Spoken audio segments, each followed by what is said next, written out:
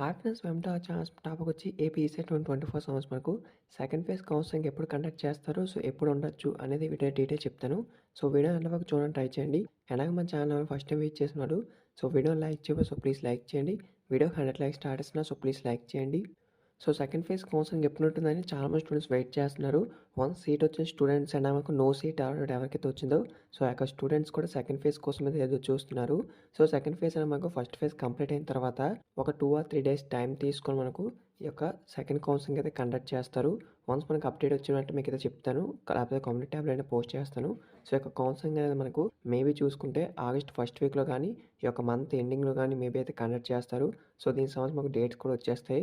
So, helpline వాళ్ళని అడిగినా సరే సేమ్ వాళ్ళు కూడా చెప్తున్నారు. ఎప్పుడొస్తాయనేది కూడా వాళ్ళకే తెలీదని చెప్తున్నారు. వన్స్ మనకేదైనా అప్డేట్ వస్తే గనక మీకైతే ఇన్ఫార్మ్ చేస్తాను. సో, ఈ యొక్క మంత్ ఎండింగ్‌లో గానీ, ఆగస్ట్ ఫస్ట్ వీక్‌లో గానీ ఈ యొక్క సెకండ్ ఫేజ్ సంబంధించి ఈసెట్ యొక్క కౌన్సెలింగ్ డేట్స్ అయితే రిలీజ్ చేస్తారు. ప్రతి ఒక్కరు కూడా రెడీగా అయితే ఉండండి. సో, ఎవరికైతే సీట్ అయితే రాలేదో అండ్ ఆమె బెస్ట్ కాలేజ్ సీట్ రావాలనుకున్న వాళ్ళు ఒకసారి అయితే కాలేజ్ వైస్ అలాట్‌మెంట్స్ అయితే చెక్ చేసుకోండి. సో, మీకు అఫీషియల్ వెబ్‌సైట్‌లో అయితే ఉంటాయి కాలేజ్ వైస్ అలాట్‌మెంట్స్ అని. సో, వాటినన్నిటిని ఒకసారి చెక్ చేసుకుంటే మీకు తెలుస్తుంది. ఏ కాలేజ్‌లో సీట్స్ ఉన్నాయి. సో, మీ యొక్క ర్యాంక్‌కి ఏ కాలేజ్‌లో సీట్ వస్తుంది అనేది తెలుస్తుంది. దాన్ని బట్టి అయితే మేము పెట్టుకోవచ్చు. సో, వీడియో మీ ఫ్రెండ్స్ కూడా షేర్ చేయండి. వాళ్ళకి ఇన్ఫర్మేషన్ తెలుస్తుంది. Thanks for watching this video. Have a nice day.